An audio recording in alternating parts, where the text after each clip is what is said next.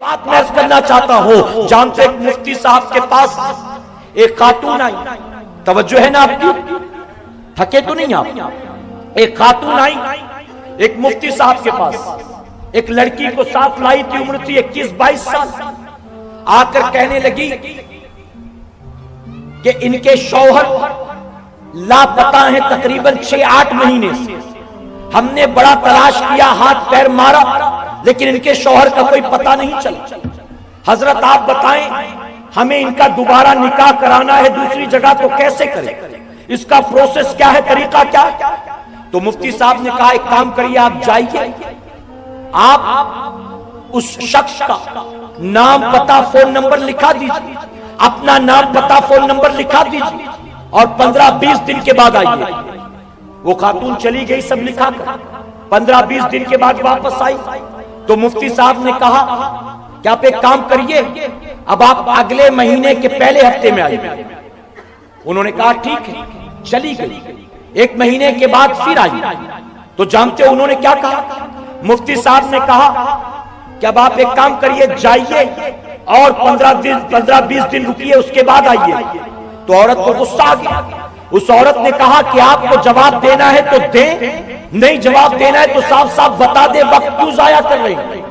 جب میں آئی تو آپ نے کہا 15 دن کے بعد آئیے، پھر آئی تو کہا 1 مہینے کے بعد آئیے، اب آئی ہوں تو پھر کہتے 15 دن کے بعد آئیے۔ ارے 15 دن کے بعد جو جواب دینے والے ہیں آج وہ جواب کیوں نہیں دے سکتے؟ اس لڑکی کا دوسرا نکاح ہو سکتا ہے کہ نہیں ہو سکتا ہے؟ آپ آخر بتاتے کیوں نہیں ہیں؟ تو جانتے ہو مفتی صاحب نے کیا کہا؟ مفتی صاحب نے کہا کہ جو طریقہ ہے شریعت کا میں اسی کے اعتبار سے جواب دوں گا، اپنے دل کے اعتبار سے تو جواب نہیں دے سکتا۔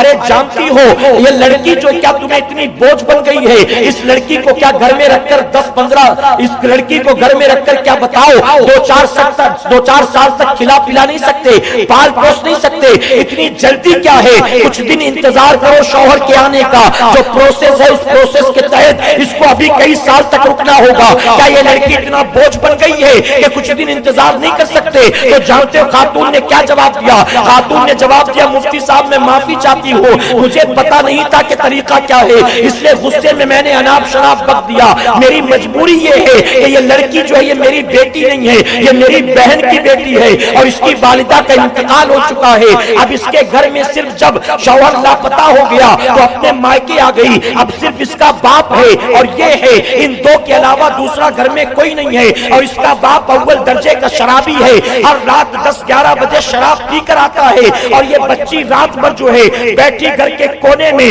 اپنے باپ کی واچ مینی کرتی ہے، اپنے باپ کی نگہبانی کرتی ہے۔ اس بچی کو اپنے باپ سے یہ خطرہ پیدا ہو گیا ہے کہ کہیں شراب کے نشے میں کسی رات اس کا اپنا بیٹا اس کا اپنا باپ جو ہے اس پر ہاتھ نہ ڈال دے، اس لیے ہم چاہتے ہیں کہ جلدی سے آپ راستہ بتائیں تاکہ ہم اس کا نکاح کرا دیں اور یہ کسی شوہر کے گھر چلی جائے اور وہاں اسے امن و امان میسر آ سکے۔ آپ ذرا سوچیں آج شراب نے ہمارے معاشرے کو کہاں پہنچا دیا۔ ایک بیٹی کی آبرو خود شرابی باپ سے محفوظ نہیں ہے، ایک بہن کی آبرو خود شرابی بھائی سے محفوظ نہیں ہے، ایک پڑوسی کی آبرو ایک پڑوسی شرابی اور نشہ ور انسان سے محفوظ نہیں ہے۔ اے سرکار مدینہ کے پیروانوں، میں بہت معذرت کے ساتھ کہوں گا یہ تمام حرام چیزیں جس کے دروازے حضور اکرم صلی اللہ علیہ وسلم نے 1450 سال پہلے بند کر دیے، آج ان تمام حرام چوکھٹوں پر اگر سب سے زیادہ بھکاری کی صورت میں آپ کو کوئی کھڑا نظر آئے گا تو آج کے دور کا مسلمان نظر آئے گا۔ مسلمان شراب بھی پی رہا ہے، مسلمان زنا بھی کر رہا ہے، مسلمان جیبیں بھی کاٹتا ہے، مسلمان ڈرگس بھی لیتا ہے، مسلمان سود بھی کھا رہا ہے، اور پھر کہتا ہے حضرت دعا کر دیں روزی میں برکت نہیں ہو رہی، حضرت دعا کر دیں ایک پریشانی جاتی ہے تو دوسری آ جاتی ہے، حضرت دعا کر دیں امی بیمار تھی ابھی اچھی نہیں ہوئی تھی ابا بیمار ہو گئے۔